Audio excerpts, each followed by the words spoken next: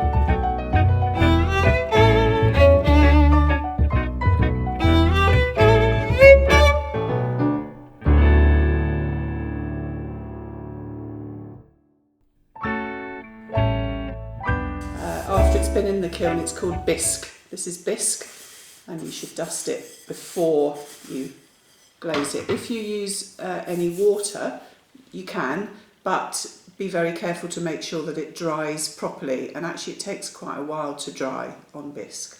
In our Glaze at home kits, you're able to choose low fire glazes and high fire glazes. The crucial thing is that we know which you've used on which piece. So glaze is not like normal paint, really it's a suspension of powder that you're putting on, and the powder melts in the kiln. So when it dries, it goes powdery and often doesn't look the colour that you thought it would look. Don't worry about that. When it melts, it will go back to the colour and it will be shiny as well. Take a few safety precautions. Don't eat and drink while you're using glaze. If you've got glaze on your hands, it's best not to do this because the dust is not good for breathing. But other than that, the only thing to remember, you need to paint 3 coats of glaze. Let each coat dry and then paint the next one. And don't paint the bottom. So your piece of glazed pottery will go into the kiln like this, and where it sits on the kiln shelf, if there's glaze, that glaze will melt and then cool and set, and then your piece will be stuck to the kiln. So now I'm going to paint glaze on what I've come to call my windmill dish, and I've chosen this celadon from the high fire range, which is called Sky. Because of the amount of design on here, I really made sure I'd cleaned this properly before glazing. I used a dry paintbrush just to kind of flick out of the crevices because you don't want to be glazing on top of grit. And so now I'm ready. All I'm going to do is paint 3 layers on with this. So I'm not going to make you watch me paint all of it, but just so you can see how it goes on. The first layer will look quite thin, and the second layer will go on more easily, and then I'm going to have to wait to do the third layer because that always takes, the second layer takes longer to dry. So one of the things with a design like this is to really keep an eye on the indents and make sure that the glaze actually goes in it. And sometimes as the glaze dries, if a little air bubble kind of pops up, where you think that you glazed can end up with a little white bit. So just keep an eye on it and make sure that you kind of dab the glaze in all the places. I just wanted to show you the underside where I've done 3 coats, but you see this mess here. I'm going to scrape it with a cocktail stick, and then if that doesn't get all of it, I'm going to take it off with a little bit of damp cloth. But be careful if you do that, that you don't start running water down onto your glaze. It kind of messes it up. So you want to squeeze your cloth out and try and keep it away from the rest of the glaze. So that's just wanted to explain what to do about mistakes. So 3rd coat now.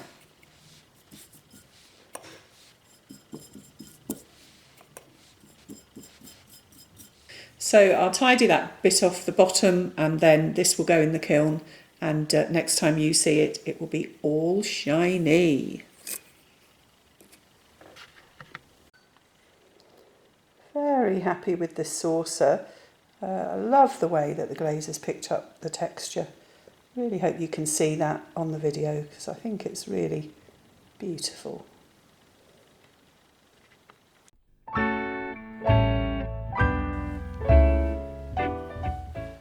So I've already dusted the plate and I painted under the rim here, just because it's so boring to watch, 3 coats.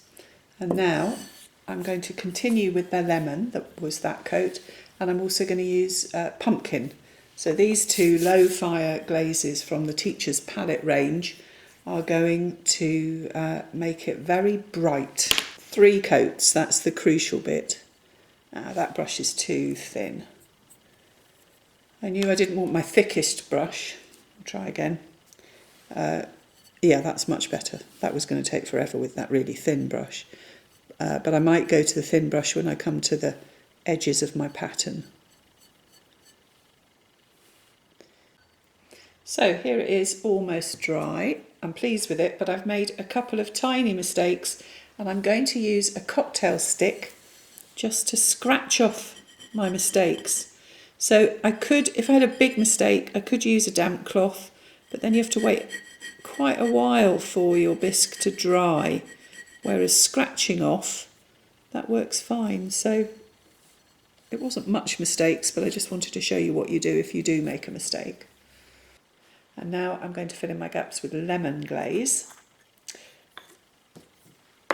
And when I've finished, 3 layers. When I've finished, I'll put the camera back on for you to see. So I'm very pleased with how that's come out. I've managed to keep within the lines mainly. And I had originally planned that I would colour in the lines with aquamarine. I thought that colour might look nice with this. But I'm so pleased with the white spaces that actually I'm going to leave it like this. Except that it's not a good idea to leave unglazed bisque on a piece. So what I'm going to do is I'm going to put a transparent clear glaze onto all of these lines.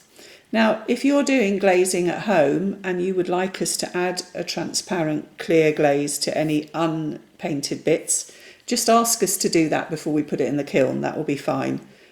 So just make sure we know that you want us to do that. But because I decided not to put the colours on the lines, I just want to do something in the centre of the plate, which if I'd had coloured lines would have got filled up with the colour. And all I'm going to do is put a little spot of yellow in the middle there.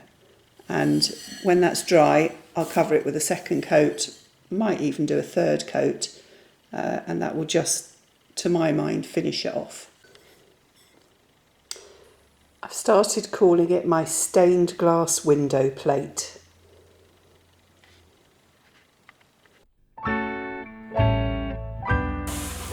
I'm very clear that I want to have his legs a different colour, or her legs a different colour to the shell. The shell is going to be ancient jasper. So what I did was I looked on the Amico website on the layering section to work out what could I layer with ancient jasper from among what I've got. What I discovered was that I can layer with sky, and I don't know how that's going to look because I've never done it, but I'm going to paint my tortoise's feet and head with sky, and then I'm going to put ancient jasper over everything. 3 coats of sky and 3 coats of ancient jasper. Because I want to glaze under the feet of my tortoise, in the kiln, I'm going to take one of these kiln shelf supports, which I know won't burn, and I'm actually going to sit him on top of that so that he will be hanging off the ground, so his feet will not touch the kiln. And so long as I don't paint underneath him when this sits on here, then that will work fine.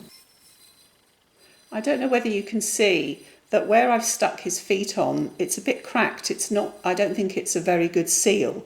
So the glaze, I'm going to let the glaze just fill round in that seal a bit like glue, and that will also help to strengthen his feet, hopefully to keep them on for some time more.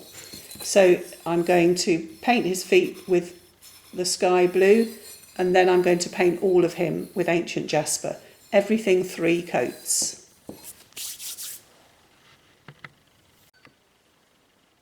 So here he is, my tortoise completely painted. You wouldn't really know that underneath these feet there's 3 layers of sky blue, but there are, and then there's 3 layers of ancient jasper. And it's a bit untidy underneath because I ran out of ancient jasper, but I had enough, so no panics. I think this will be fine when he goes in the kiln, and I look forward to showing you the finished result. I'm going to have to go to the library and find out what they eat, but I'm particularly pleased with how his feet and head have come out, because I'd never tried that layering before with the combination of glazes, and I'm really pleased with him. Lovely ornament. One of the things that we've decided is that if you have loads left over and you know that you're going to do this again, then don't give the pots back to us yet, and you can always add little bits of these glazes to what you get next time, or maybe you won't even need to get any glaze next time, in which case we'll just charge you for the firing, and the details are on the website.